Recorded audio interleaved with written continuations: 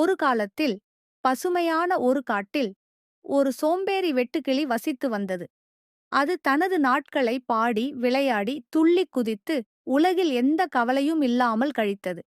வெயில் காலத்தில் ஒரு காலைப் பொழுதில் அந்த வெட்டுக்கிளி ஒரு இலையில் அமர்ந்து மகிழ்ச்சியான இசையை இசைத்து பாடிக்கொண்டே இருந்தது. அப்போது அங்கே ஒரு சிறிய எறும்பு நடந்து செல்வதைக் கண்டது. அந்த எறும்பு ஒரு பெரிய இலையை முதுகில் சுமந்து தன் வீட்டை நோக்கி விரைந்தது சென்று கொண்டிருந்தது. வெட்டுக்கிளி அந்த எறும்பை பார்த்து சிரித்தது. பின்பு அதனை அழைத்தது. "ஓ, சிறிய எறும்பே, நீ ஏன் இவ்வளவு கடினமாக உழைக்கிறாய்? இது கோடைக்காலம். வா, இந்த மரத்தின் கீழ் ஓய்வெடு, என் பாடலைக் கேட்கிறாயா?" என்றது. ஆனால் அந்த எறும்போ வேண்டாம் என்று தலையை ஆட்டி தன் வீட்டை நோக்கி நடந்து சென்றது. "முட்டாள் குட்டி எறும்பே, நீ ஏன் என்னுடன் பாடி ஆடக்கூடாது? அதுதான் எல்லா இடங்களிலும் இவ்வளவு உணவு இருக்கிறதே, முதலில் கோடையை அனுபவி" என்று கூறியது. இப்போது எறும்பு நின்று பதிலளித்தது.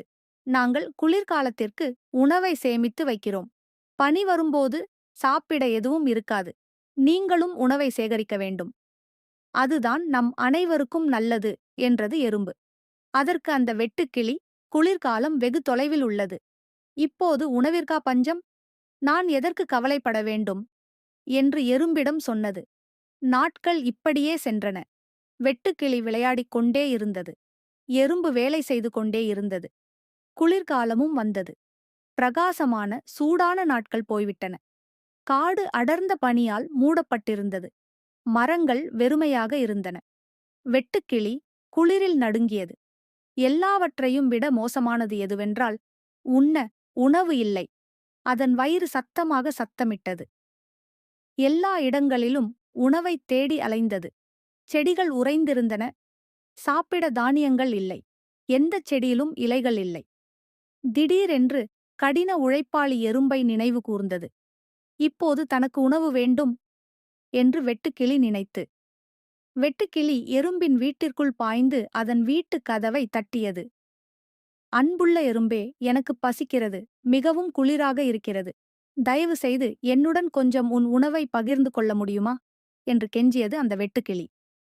எறும்பு வெட்டுக்கிளியை பார்த்து, "வெட்டுக்கிளியே, கோடையில் நீ பாடும் போதும் விளையாடும் போதும் நான் கடினமாக உழைத்தேன். நீ குளிர்காலத்தைப் பற்றி ஒருபோதும் நினைத்ததில்லை. நான் என் உணவையெல்லாம் கொடுத்தால் நானும் உன்னுடன் சேர்ந்து பட்டினி கிடப்பேன்" என்று கூறி தன் உணவை கொஞ்சமாக கொடுத்து உதவியது. ஆனால் அந்த உணவு வெட்டுக்கிளிக்கு போதவில்லை. வெட்டுக்கிளி தன்னை நினைத்து வெட்கப்பட்டது. அந்த குளிர்காலம் வெட்டுக்கிளிக்கு நீண்டதாகவும் கடினமாகவும் இருந்தது. இப்பொழுது அந்த வெட்டுக்கிளி ஒரு பாடம் கற்றுக்கொண்டது. மீண்டும் கோடை வந்தபோது அது நேரத்தை வீணாக்கவில்லை. கடினமாக உழைத்தது. அடுத்த குளிர்காலத்திற்கான உணவைச் சேகரித்தது. அன்று முதல் வெட்டுக்கிளி புத்திசாலியாகவும் கடின உழைப்பாளியாகவும் மாறியது. எறும்பைப் போலவே. கதையின் நீதி: கடினமாக உழைத்துக் கொண்டே இருங்கள். நாளைய தேவைகளுக்கு இன்றே தயாராகுங்கள். வரும் முன் காப்பதே நலம்.